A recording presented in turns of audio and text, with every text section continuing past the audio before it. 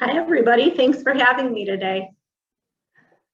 And I think Patrick is going to pull up the PowerPoint.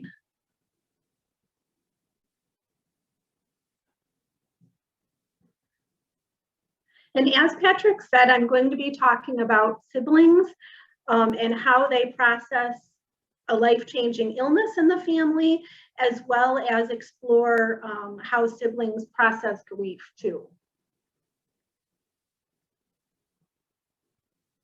Okay, can you go next slide?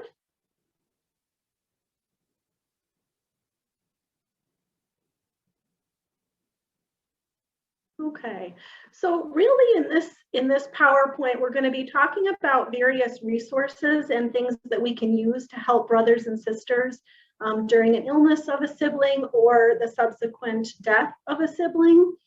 But really, the most important resource is you. Because as we learned, we can have all these different books, we can have different movies and different pamphlets on grief, but really what's going to help the kids is the time that they spend with their grown-up after a loss, whether it be practicing self-care together, whether it be learning about different things together, feeling together, and both sharing your feelings and remembering together. So I think that that's something to keep in mind during that experience. Is really the most valuable resource is the relationship that they have with the significant adult in their life. Next slide. Okay, so we're going to start. I mentioned in the beginning that I was going to talk about children experiencing end of life and sort of on a hospice situation and some interventions that we used in child life, as well as we'll discuss the aspect of grief and how we can help siblings through that in this PowerPoint as well. So this case study is about a 12-year-old boy who was going home on hospice, and it's really about helping the child who is dying, helping him regain some control in the situation. So this was a 12-year-old boy, and he was going home on hospice, and he was feeling a loss of control naturally because of his health circumstances and other things. And so in order to help him try and reclaim some control, we wrote some rules, his rules for going home. And his rules were: try not to have people visit me every day, ask me about that first, so he would be in control of that. I want to be the boss of when my music is on and when it isn't. So we still have some teenage behaviors in there. I want to be in control of my music. He said, I don't want medicine just to make me go to sleep, but if the medicine you're giving me helps me go to sleep, then that's okay. And he said, this again is another teenage statement. You know, I want someone to be in my room with me at least most of the time. But again, he still wants that control. He still wants that privacy. And then talking about physical comfort, he said, put something on my bed to make it soft. So this was just something that he was feeling a loss of control about not being able to kind of dictate his experience. And I said, well, what if we wrote some rules? And so that was kind of the solution for that, and that helped him reclaim some of that control. Do next slide.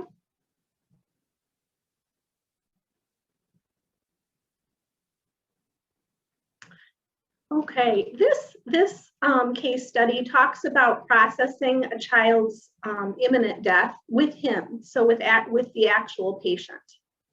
So Mark, and these are all pseudonyms, and I have permission to use all of these stories and pictures.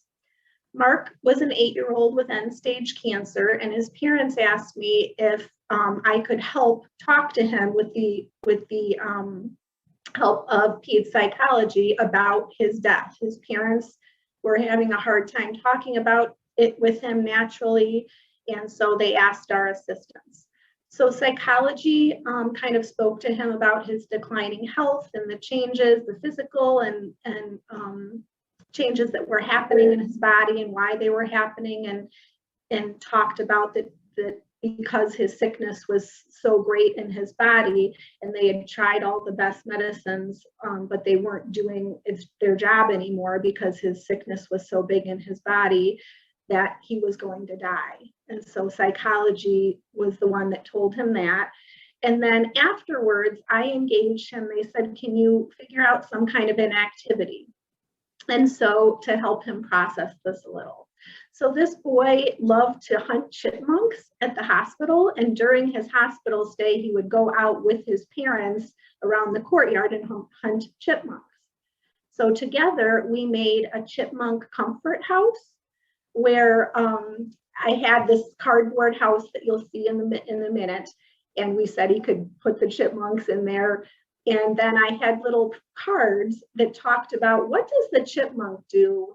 How does he like to take medicine? How is he most comfortable with taking medicine? Or when he has pain, what helps him? Or what relatives help him to be around his house? So talking through some of those decisions and really having him dictate what he liked to do. Can we go to the next slide? Okay, so this is just his chipmunk house that he created.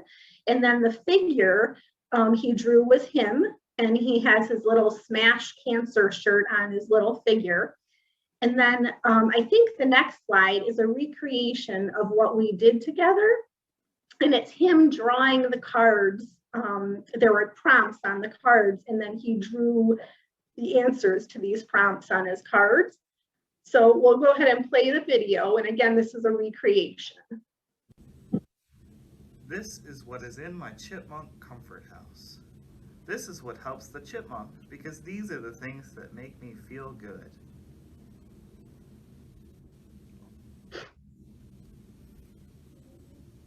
If I have to take medicine, I like my mom to give it to me. I don't like the liquid a lot, so I like to take pills. I like to drink them with chocolate milk. So talking through how he likes to take medicine. Do you prefer pills or liquid? Do you want to take it? Do you want your mom to give it to you? Helping him make all those choices. Mom drew me a note too. It is about our favorite thing we like to do together. We pretend to have a movie theater in our house and we watch movies. We drink coffee, have popcorn. In Mom's picture, my shirt says Hulk Hero, and her shirt says Hulk Hero's Mom. We have those shirts that we wear. So Mom was also included in this activity, and we were talking about what's a really special time that you guys have together. And they could kind of talk about it as they were doing it to bring them back to that time, and then they could still keep it in their chipmunk house to kind of reflect on it when they wanted to.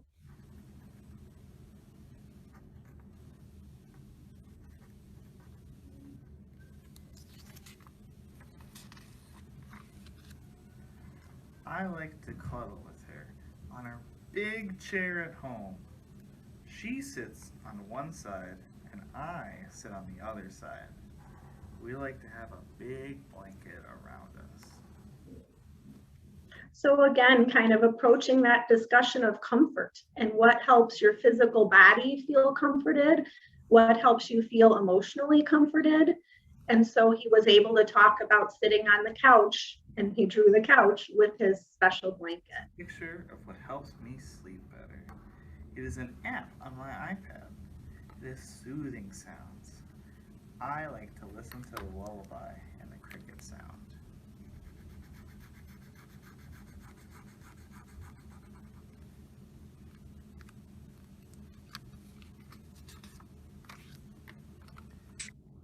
One thing I am excited to do is go on my Make-A-Wish trip.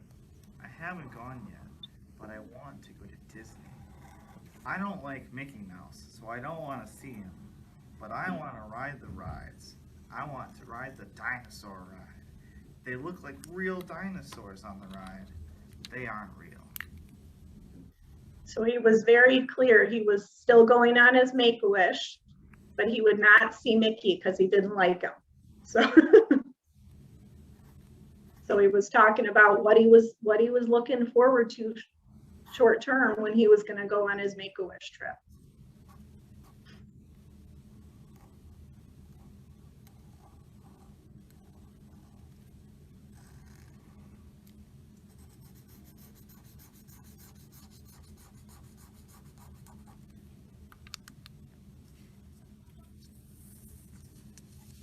Something that helps me feel good when I'm in the hospital is to feed the chipmunks.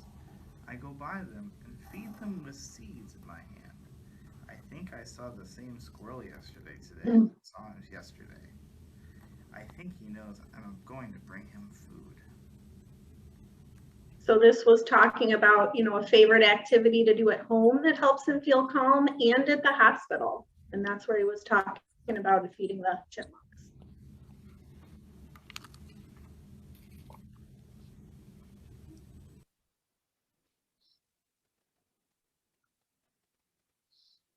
Okay, and so these were just pictures of his cards that he drew. That was him saying he liked to do his medicine. We can kind of flip through these because they were in the video. But those are his actual drawings. And feeding the squirrels at the hospital. So in that regard, that was helpful and really helped him get back some of that control and really dictate, you know, this is what helps me in this process. But we were using a play-based way to do it and incorporating his interests. So when we look at grief and impending grief, there's physical reactions to grief, and there's physical sensations that we feel in our body when we are grieving. You know, maybe we're feeling, our stomach is feeling nauseous, or maybe our head's hurting, maybe we're shaking. In this particular situation, there was a case study of a girl who is 8 years old, and she was in a car accident where she was in a accident at her home involving a fire, and her brother died in the fire. And so this girl came to the hospital, and she was treated for some smoke inhalation and came to the playroom. And she spent much of her time in the playroom. And really, when I first met her, we really wanted to work on kind of that calming their nervous system, because she was still kind of jittery and it was still hard for her to settle a little bit. So I got out a coping kit, which is something we use often in the hospital, which is a little bag that has a party blower and a pinwheel and bubbles and things to kind of engage them in deep breathing and really help them release some of those anxious feelings that they have in their body. So we were just playing in the playroom, and again, kind of normalizing and offering that developmental play to help her feel grounded a little bit. And then we brought out the coping kit, and so we would practice, let's practice taking a deep breath with our pinwheel. Let's notice how it feels in our body. And actually, when we were in the playroom, somebody had dropped like a cart or something, and there was a real loud bang when we were in the playroom, and she kind of startled. And so I just kind of normalized that experience and just said, you know, your body is used to having a lot of strong feelings, and that noise sound, you know, looks like it sounded loud to you, and that your body felt it too. But then also kind of told her, you know, but you're safe. You're in the hospital where you have people taking care of you. And in a minute, I'll also show you what else we did to kind of secure a safe environment for her. But we kind of talked a lot about those feelings and named them and worked on expressing them and what we could do to kind of blow the pinwheel and help our body kind of slow down a little bit. You can go to the next slide and I can show you more. So it was also really important, I talked about the normalization, but also really important to create kind of a physical safe space for her. So we made a comfort tent in the playroom with blankets and pillows and glow sticks. And we also kind of, with her permission, turned off the lights in the playroom, because sometimes after a trauma like this, kids tend to be scared of the dark. being alone and other things like that. So we kind of helped her get used to that again, where we put glow lights on the tent and help her kind of get used to the dark or something that might be fearful in the future. And we also we made this kind of a comfort tent. And so we drew pictures of people and activities and food and holidays. She made this Christmas pillow, all the things that brought her comfort. And so we kind of modeled that safe space for her at the hospital. And then the comfort pillow, we also talked about that you could draw a sweet dream and the pillow unzippers, and you can unzipper it and put it in the pillow to help you with sweet dreams at night. So, and for those of you who might be families listening and want to know where we got the pillows, if you want to try this with your own family, we got them from Oriental Trading, and they're a really helpful tool to use. We can go ahead and switch it. This is a case study about using guided imagery with a teenager who was approaching end of life. This teenager used guided imagery during her illness, and so it wasn't something new for her. It was something familiar and comforting. And so we would do a guided imagery scene specifically related to a hot air balloon, and she had kind of her whole scene that she would do over and over again each time we did it. And so it was really helpful for her because it was predictable. She knew about the scene, what was going to be in the scene each time. It's also helpful for pain management and relaxation. And it could also be helpful like before like bedtime, if you're going to have a transition from active time to bedtime and sort of setting that calm space. So it can also be helpful to do before, like as a wind down activity. And there's in this book here, this Healing Images for Children, there's scripts. So if you're like, I don't know how to do guided imagery, there's scripts that you can just read right from the book. And it's a really helpful tool called Healing Images for Children, and it's available on Amazon. So we can go to the next slide. This, I'm going to go through somewhat quickly, but it's just developmental reactions to death.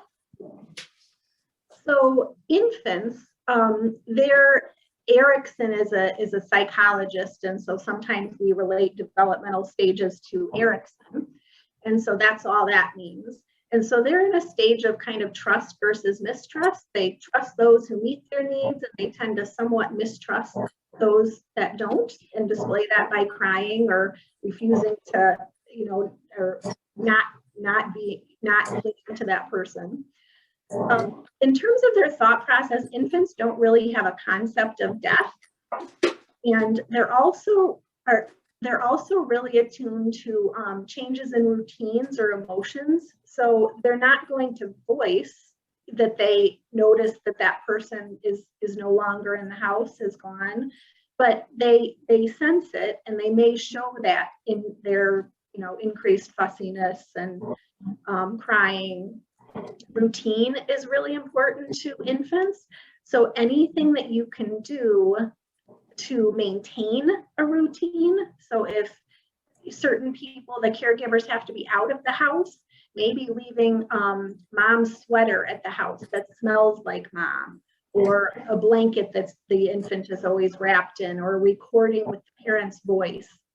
So they can still experience those senses if mom has to be out, maybe making funeral arrangements or something like that to maintain that consistency for them. Okay, next slide. Toddlers are really trying to assert their independence. They want autonomy, and they show their needs by through their behaviors. And when there's a huge life-changing event like death, they can regress a lot in their behavior because of all the changes. They can become more clingy. You might find them if there's a lot of relatives in the house, they might kind of be acting out or really become clingy to the caregiver. They don't really have a concept of permanency, that death is permanent. And so they may still look for the person. When they're talking, they may still ask for the person. They may walk around asking for dad. And that's very natural because they don't have that concept of permanency. So I think what's going to help this stage is, as much as you can, try and maintain those routines, expecting regression at this point in time. So if they had just started potty training and they're kind of backsliding, be okay with that, and be okay with you as parents, you know, letting them, it's not a fault of anybody's that they're backsliding. It's just what happens sometimes in grief.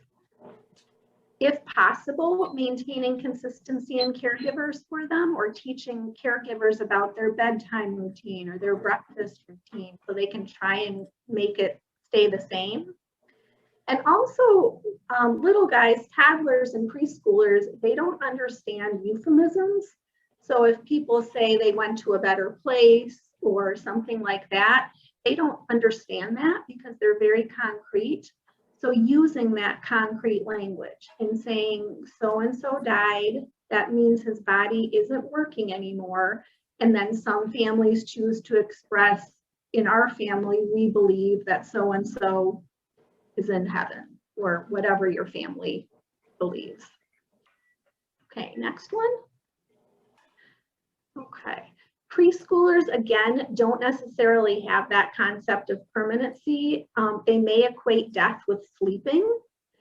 And so that's when you would talk about, you know, he isn't sleeping, his body has stopped working, and so his heart's not beating anymore, he's not breathing, his eyes aren't open, because his body died. So you want to be kind of really concrete. They might repeat questions all the time. We all know that preschoolers repeat questions anyway. So they may come back to that concept of, wait, where is dad? Where is he again? When is he coming back? And so you may have to kind of repeat, you know, daddy's body stopped working and he died because he was so sick. In our family, we believe that when somebody dies, and then kind of express your beliefs. You may want to, but know that that's natural. Know that that's a natural thing, and that's just their way of kind of working through it. You may even want to read books or look at picture books about death with preschoolers this age. I think a big thing too is sometimes they might worry that the same thing is going to happen to their other parent. So drawing pictures about what you all do to help yourself stay healthy. You know, we eat healthy food in our family. We exercise by riding our bikes. So kind of telling them what you all do in that regard. So next slide.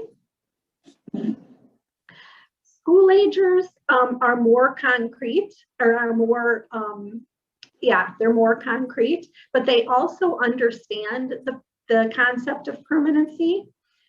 I think the biggest thing with them is that they don't want to be different than their peers, and they don't want to be that child whose relative died. And they want to be included most likely in the process. So some of the school agers that I have worked with have said, you know, I wish that they didn't just tell my teacher, I wish I would have been involved. So, you know, I could be involved in that process. I think with teenagers too, or with school agers too, reassuring them that they're healthy and you're healthy, and most people don't die until they're very, very, very old or very, very, very sick. So kind of reassuring them in that way. And also I think using validation and that reflection of feeling too. You know, if a child says, you know, why did he die? Now I have to go to the funeral, and, you know, I can't make my basketball game. And I think our instant reaction as adults, you know, would be, don't say that. Of course you're going to do this. But sometimes that's how kids and teenagers feel. So validating, I know this feels really new for you, and it's hard that you have to miss your basketball game. I wonder if maybe we could go to the first part or the last part. What would work better for you? But kind of talking it out that way would be helpful. You want to go to the next slide? And teenagers, again, they don't want to be different than their peers. And so I think they might share more with their peers than they do with family, and just kind of knowing that that's okay. Also using some of that same validation. It sounds like you're feeling angry right now because of all the changes, and that makes sense. And then just checking in with them. Like, hey, I just wanted to check in with you. Would it be better for you if this, or better for you with this? And that way you're just giving them choices and you're including them more in the process so they feel more included. Go to the next slide. One other intervention that we use sometimes in child life, it's called Sandtray. And you'll see it in a minute, but it's just a little sandbox where kids can place little miniature toys to tell their story. And that way they can kind of personify things with the toys. And so this story that I'm going to show is a 10-year-old girl who was in a car accident, and her sister died in the car accident. She had been in the hospital for a few months, actually, before I offered Sandtray. I wouldn't offer this right away. So she had been in the hospital a few months, and Sandtray is a pretty open-ended thing.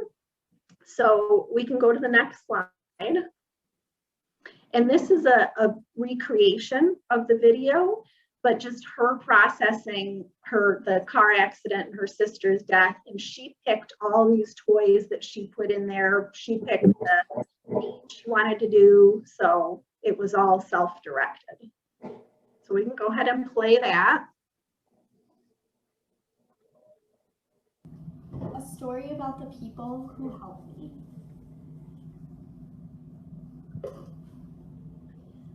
I'm in the bed, and all of the people who are standing around me help me. When I get home, I'm excited to call Heather, my best friend. She is like mischievous, but I always help her, saying, "Stop, do you want to get detention?" She helps me too. The tent is there because I'm going to have a sleepover with my cousin when I get home. I also like to camp. I like to think about having good times with my family when we go camping. I put the key because it says remember, and that is very important. And the heart means that my sister will always be remembered in my heart. I put the paint palette because my sister loved art. She also loved to be outside and play Barbies. Most people grow out of playing Barbies, but she was the only one I knew who could still play Barbies, and she always did things for me. I put the well because we have well water at home. The little green thing in the bottle stands for food. We used to have snacks before bed. If I would forget, my sister would always remind me. We need to have our snack before bed.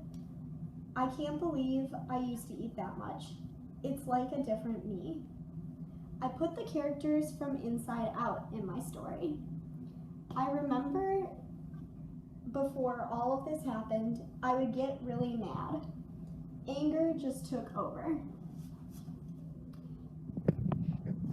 Now, I just let it go and don't show it. I put joy in because I want to be just like joy. I put fear outside of my tray.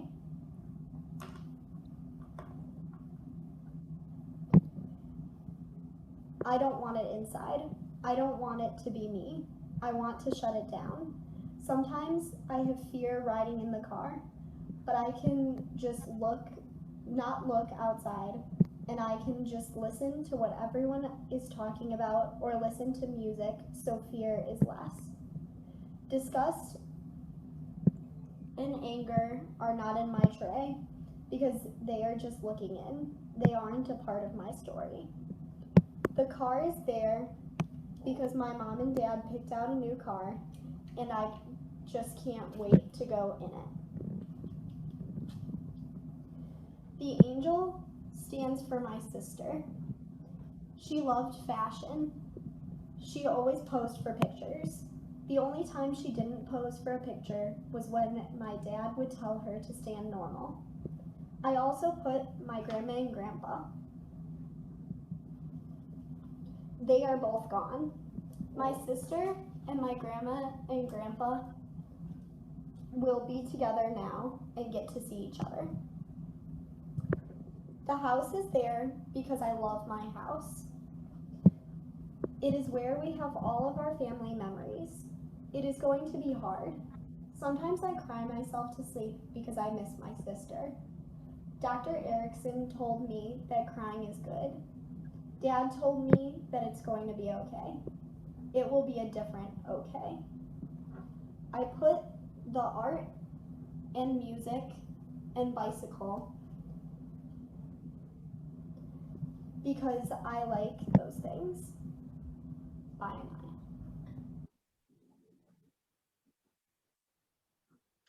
Okay, so I just want to take a minute to just acknowledge the emotions that were in that tray.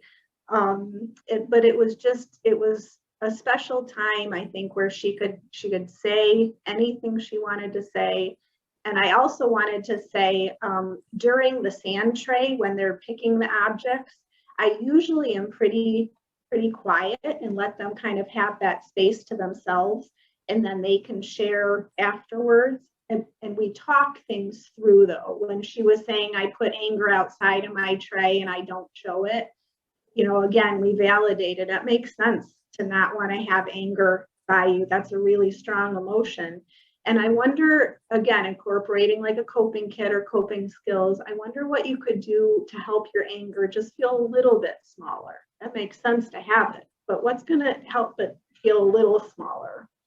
And so she was talking about, you know, listening to she was talking about the art and the music and the bicycle. One of the big things was getting back in the car to go home. So we kind of did we did a lot of coping surrounding that. And then she said, you know, I can sit in the car and I can just talk to my family, or I can not look out the window, but talk to my family and listen to music. So that was a big, a big thing too, was how do we kind of get her back in a car to go home and give her those coping skills. So we absolutely kind of talk this through afterwards. We don't just leave those at all, those emotions. And this is something that you can do at home too, using a cafeteria tray, a baking pan, and just your child's own toys, or even drawing pictures and using them can be a powerful way to symbolize and represent things.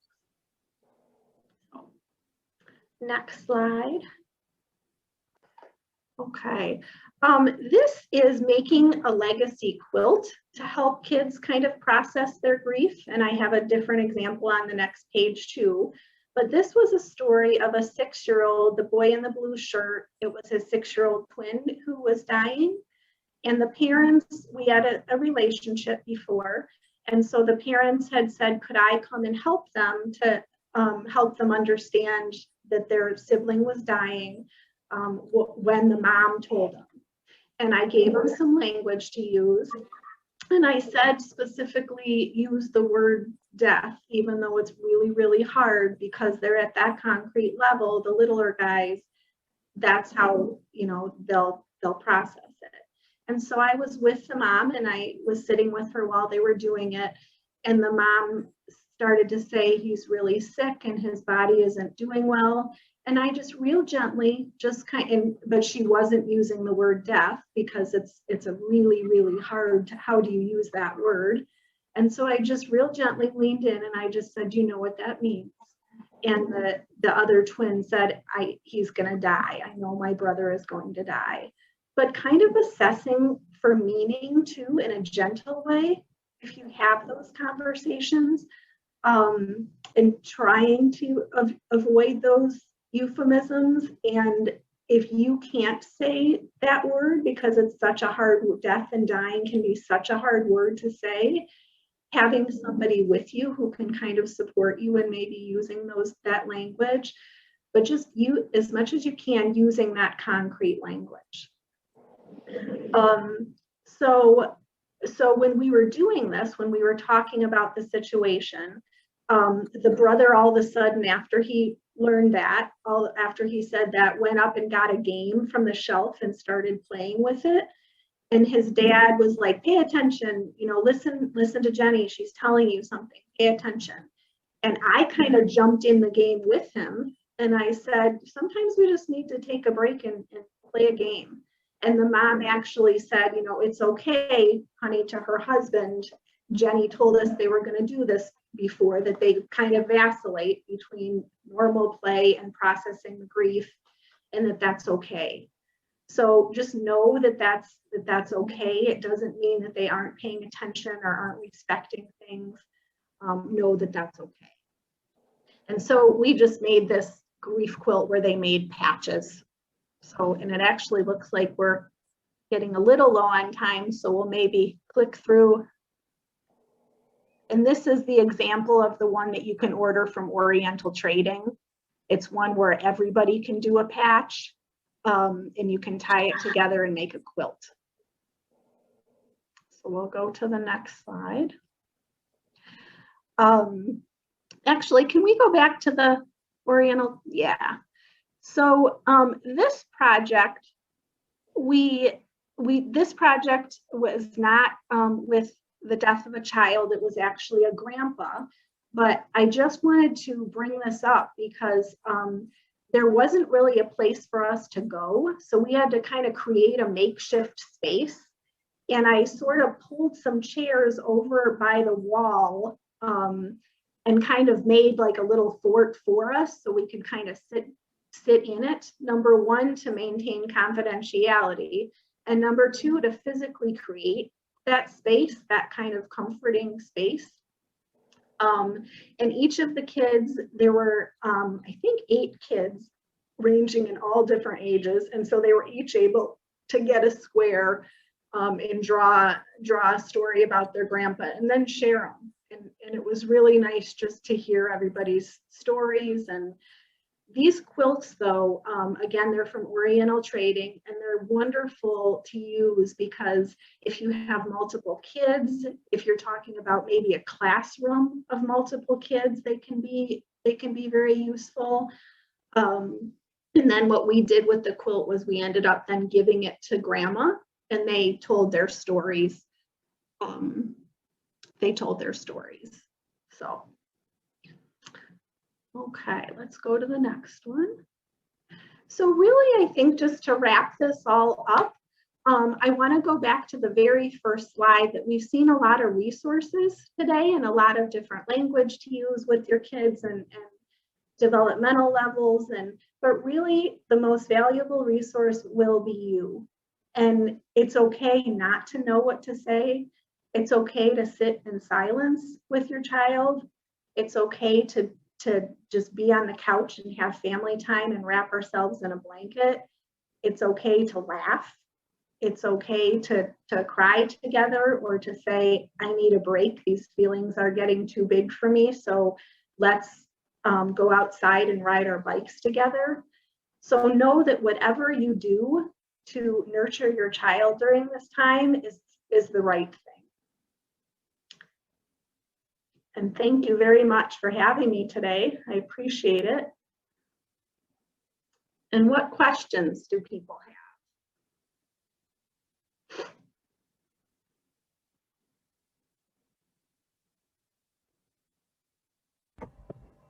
Jenny, we're really good on time. We're going to push back just a couple minutes, so there's plenty of time to finish the conversation. Okay. I'm finished with my part, but what questions do we have? Or things are people wondering?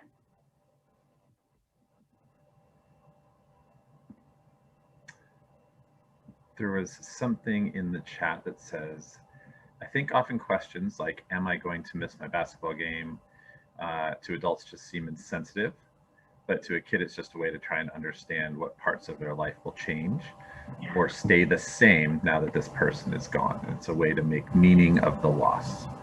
Yes, thank you very much for acknowledging that. That is an effort for, there's a lot of change and instability in everybody's life during a death.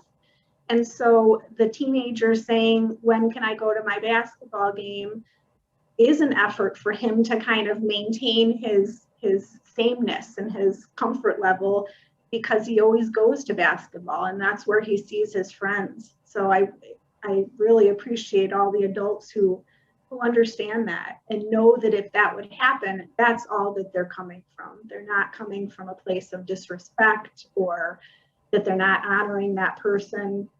They're doing their best to try and maintain stability through this too.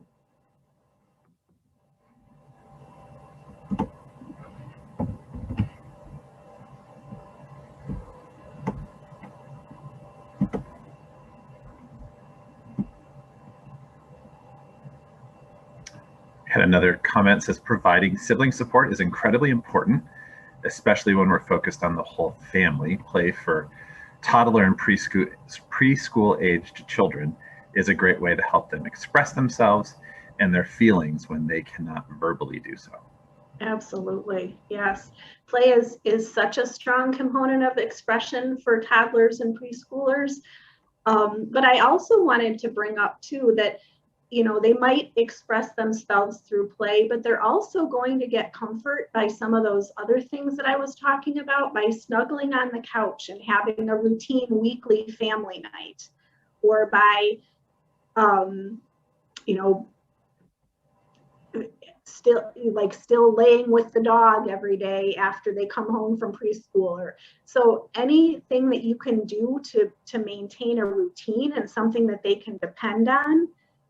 Those therapeutic interventions are great, but I think for toddlers and preschoolers, it's that routine, that consistency, that safe person or safe people.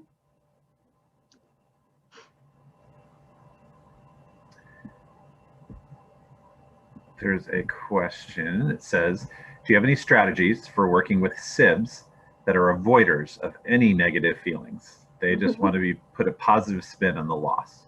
Yeah. So I would say for a while, it's okay to kind of live in that space, because sometimes the feelings are just too big. And even saying that, it makes sense right now not to want to talk about this. It makes sense not to want to look at pictures, because sometimes the feelings can get too big. And I think it's okay to acknowledge your limits too. You know, mom even has a tough time, you know, taking all it in and sitting there for an hour. And so sometimes I like to go and knit on the couch, or sometimes I just need to sit on the couch and watch TV. So it's okay as adults to express that we're having a hard time too. We certainly don't want to fall apart and not be there to take care of the kids. But I think it's okay and even necessary to express our feelings ourselves, and then we can impart coping skills. Sometimes I feel really sad too, and that's okay, because a sad thing happened. And I notice when I go and knit on the couch, that helps me. What helps you? So kind of that can open up the conversation.